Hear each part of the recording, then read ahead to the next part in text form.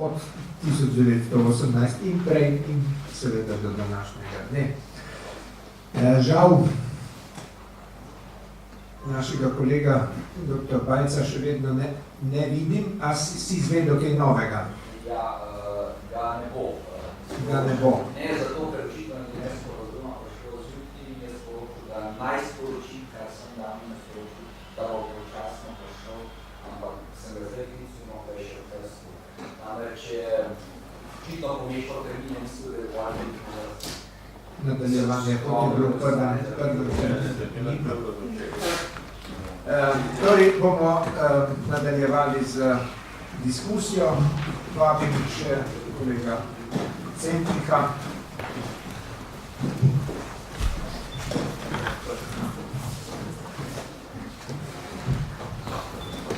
Pravno nas bo.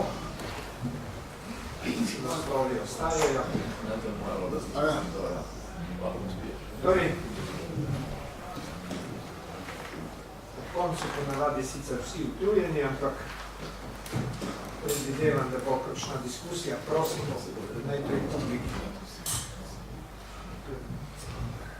Jaz bi sam kolego Centrika opozoril, da vi ste govorili o Marškovem gibanju, to je bilo Radičevo gibanje, takrat leta 19. In sicer Stjepan Radič je bil voditelj Hrvaške republikanske kmečke stranke Lapsus. Pa še za en drug lapsus me zanima, rekli ste Užička republika, to ste mislili? To sem mislil glede same resnosti. Aha, v redu, ja, ok. Ne. Kako se... Ja, vse razumem. Tiste pa čisti lapsus, pardon. Pa še hvala. Kolega Centriha, ste slučajno med temi veri, sami ste povedali, kako oskurno je s temi veri, pa da jih je malo, da bi dejansko katerega od oseb, ki so v kakšnem policijskem ali pa kje dosjeju, da bi ga sploh bolj kasneje našli med kakšnimi komunističnimi gibanji ali pa rečemo na Vukovarskem kongresu ali pa da bi bil kaj pomembenega v stranki. Če sploh kakšna personalna povezava, ker koncu to vrstno uporništvo 1848 leta pri kmetih, po domače rečeno, ukinitev feudalizma, kako so kmetje razumeli, tako da so taj posebni notranjski so ustrebili vso divjac, ki je bila prej plemiški privilegij, po domače rečeno, streljanje. Torej, po mojem gre, koliko predvidevate, da bi bilo tle noter v tem dejansko čistega socialnega uporništva glede na razmer in na obče pomanjkanje, to je bilo za Tino pa hodim pa še nekaj me prvo čestita za toliko velike novosti, koliko je bilo, koliko se pa v tem časopisju, ki ste omenili predvsem ta nacionalni kontekst slovensko-nemškega, koliko se pa po domače rečeno tiste razprave o ločitvi pa tako naprej, kaj da bo zakonjena ločitev pa ženska volilna pravica, to pa vemo, kakšni so ti stereotipi tudi na nivoju liberalno-katoliškega, ali se tudi to skozi žensko časopisje čuti, ali žensko časopisje, bom rekel, ne tako profilirano v teh slovenskih idejnih bojih. Jure, tukaj špričal, pa samo mogoče še en komentar zraven, sem premišljal, če bi mogoče Slovencev vprašali za 1. december, kdaj drugač, v takšnih razredih, da bi šli mogoče celo kdaj za, ker če računamo, ker smo se v praznikih razlikovali v drugi Jugoslaviji, da smo imeli 2 državna praznika, torej poleg dneva upora še 27. april in smo to združili s 1. majem, pa smo imeli cel teden prej, če bi nam pa tukaj uspelo, da še kaj takšnega združiti, pa še kaj zdraven, pa bi spet imeli ene par dni več. 29. oktober, pa 1. november damo skupaj, to imamo na mesto 21. oktober, še 3 dni podaljšamo.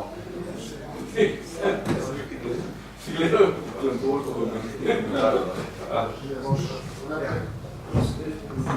S kolegom odgovarjal. Ja, zdaj neposredne personalne vezi teh ljudi glede, je ne moram dokazati. Recimo tudi ne v literaturi, pač ne preko virov je ne moram. Ne.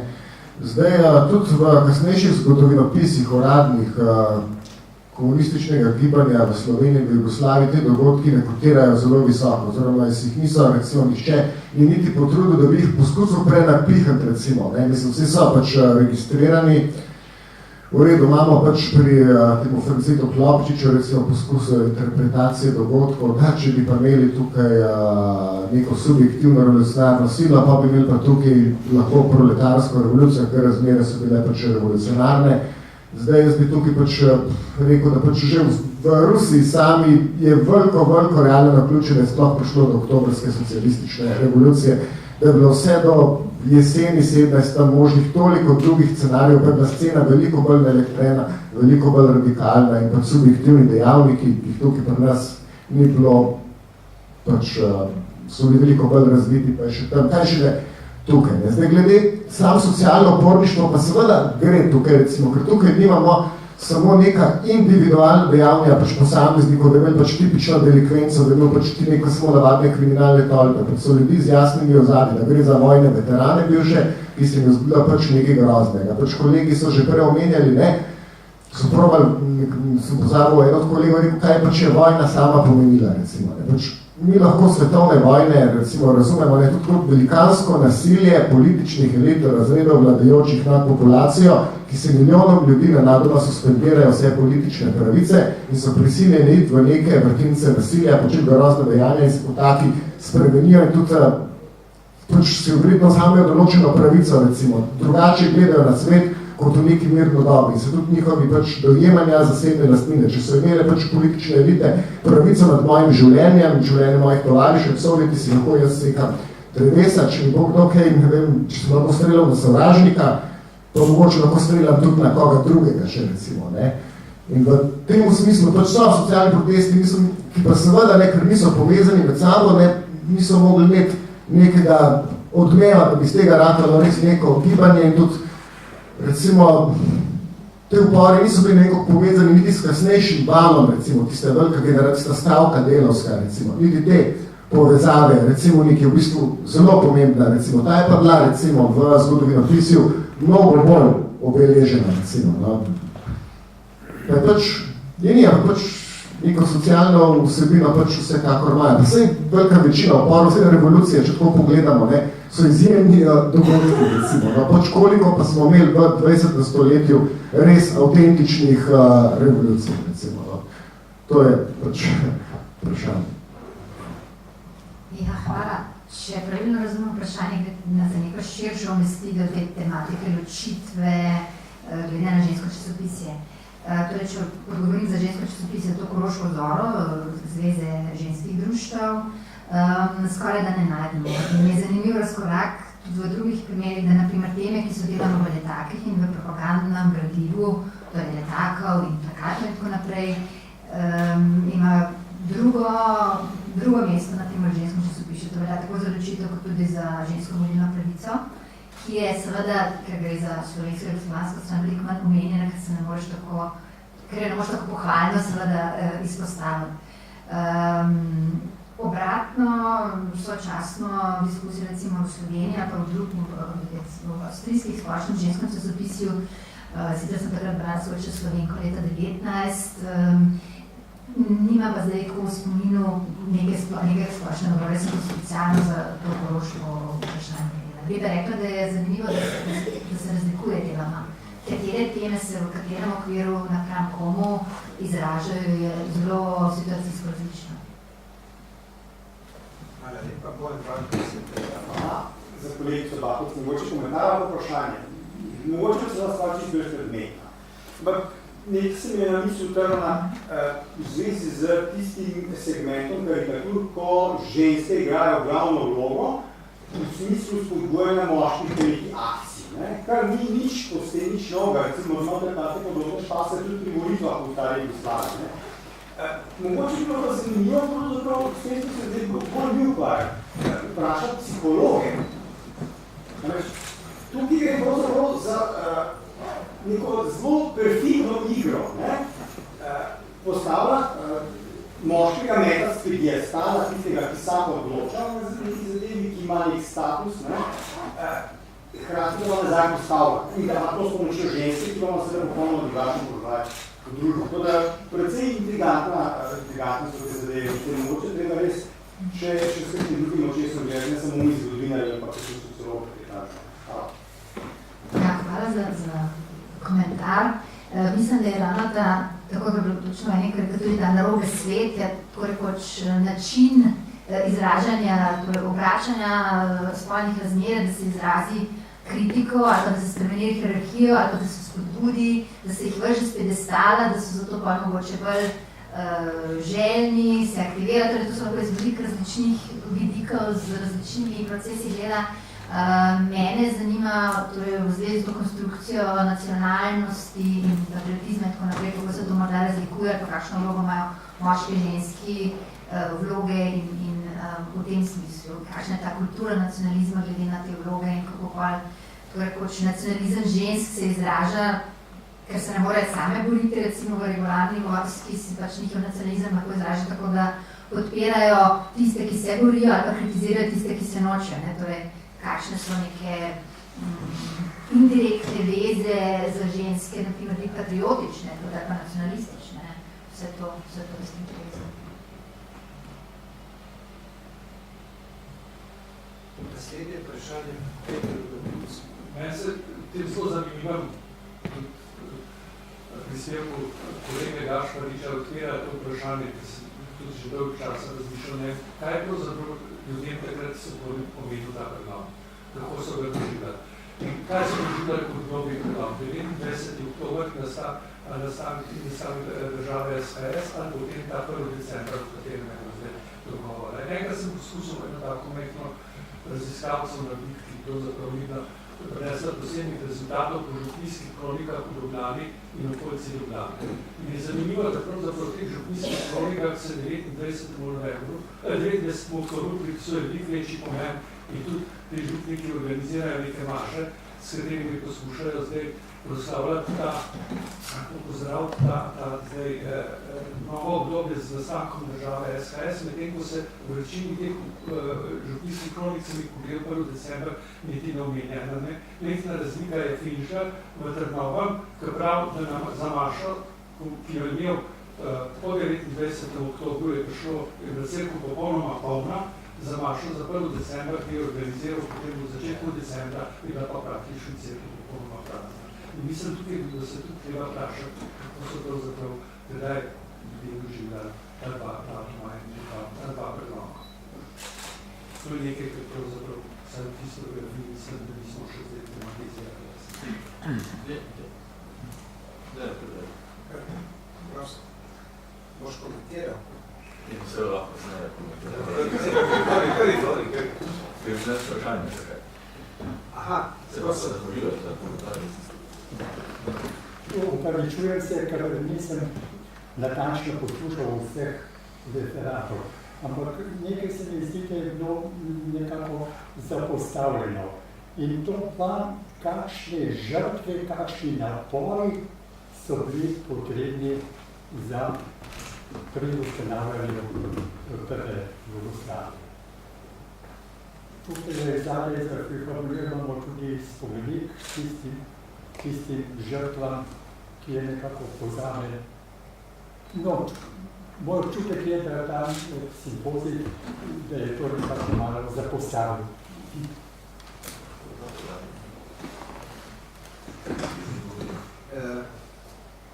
No, lahko takole gospodu odgovorim. Tako kot smo včeraj razlagali, da smo seveda se opredelili na leto 18, smo se tudi glede tega. Ne vem, v kakšnem smislu gledate žrtve, napore, življenje, izguba ali kaj drugega, ampak seveda vse to je bilo. Neposredno in posredno. Neposredno, recimo. Nekaj konkretnega. V Gorenjskem glasu je šel zelo zanimiv članek, to je par dnevi,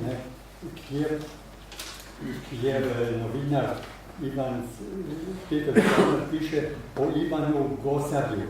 Naslov je Ivan Gosar, mučenik zaradi Jugoslavije.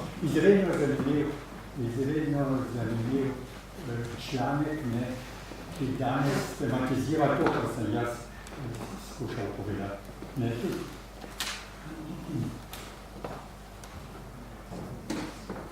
No. Leto 18 ni nastalo iz nič.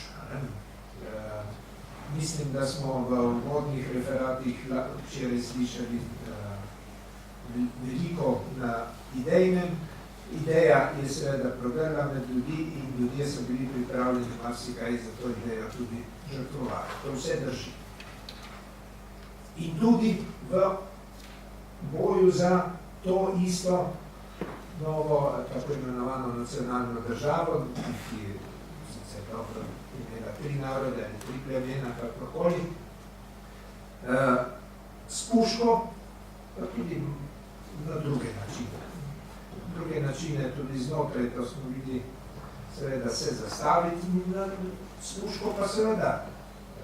To morda je malo izpadlo, ampak konec koncev vzpostaviti meje leta 1918 je nažalost, ali kakorkoli že, vključevalo seveda tudi oborožen boj. Ali pa, lahko rečemo, tudi voljak. Mislim, da sem o tem nekaj rekel. Govoril sem pa seveda v glavnem, če zdaj prodamo suva, govoril seveda o organizacijskih ali splošnih pogledih, ne pa o tem, kako se je vojska, ta oborožena sila, ki so jo vzpostavili, seveda uporabila. To pa drži in to gospodu pač, lahko rečemo, seveda, da je ogromna bibliografija v tem, ne glede na to, da smo to malo pustili. Tako da mislim, da tukaj ne moramo reči, da zaradi tega smo pozabili tudi na žrtve. Toliko bi rekel. Mogoče se dodal še tistim, kar je Peter Vodotuk, pa Gregaško štori na praznike.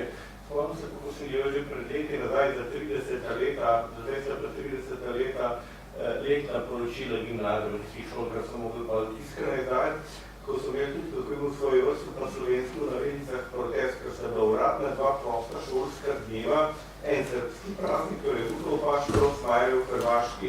In so se Slovenci prepirali od trojedine tega, od plevena trojedine nacije, edino, da Slovenci nekako nismo zastopali noter in so že v 30 letih, ki smo kasneje dobilo zakonitev pod leta 45 in so takrat uradno praznuje, Prešernov dan so nekatere šole že same upeljevale v nasprotju z urnikom, torej da so kršile urnik, 8. februar kot en slovenski šolski praznik spominski na nekaj. Torej ni bilo ovo ali če kaj takšno, kot je šlo na kulturno raven, na tisto, kar nas loče od ostalih 2 plemen v državi. Prosim. Ko so mi glede samo komentarji, tudi ko so iskali, ko so opremljali novo skupščino Beograda leta 36, naredili natečaj, iskali, katero slovensko simboliko pa opremiti skupščino in zaželeli so si kakšnega velikega vladanja. Za Hrvate so izbrali kralja Tomislava, za Srbe je Dušana Silnega, Slovenci, ko so prihajali kulturniki v spredi, na koncu so se zedinili, da naj bo pa knez Kocek, tisti slovenski in še dan danes je v skupščini v Beogradu spomenik kneza Kocka, tako se je pojavila seveda dilema, kako pa je gospod gledal, potem so ga predstavili kot nekaj takega antičnega filozofa, malo kulturniško, pomembno, da se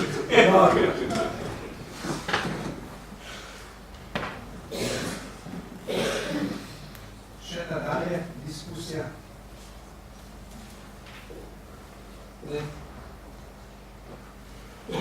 Kar je mene presenetilo, ker sem ogledoval kakšen drug vir in s tem morda zaključim.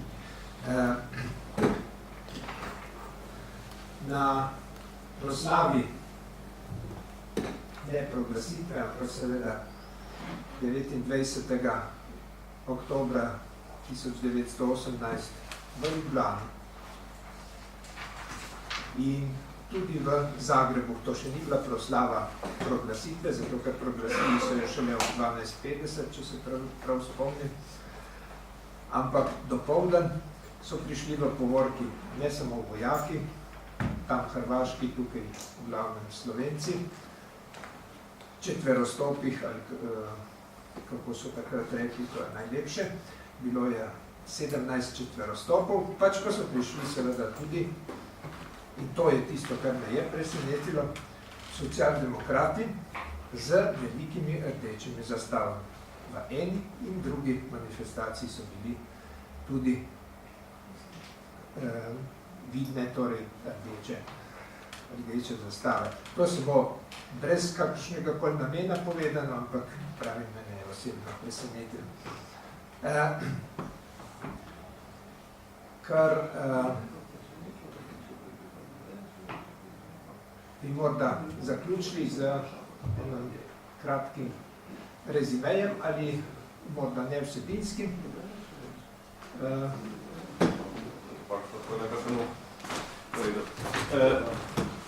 Dobro, bomo s tem pa zaključili ta naš dvodnevni simpozij. Vsem referentom najlepša hvala za to, da smo imeli dejansko 2 polna dneva referatov, prispevkov in debate, ki so se lepo dopolnjevali eden drugega.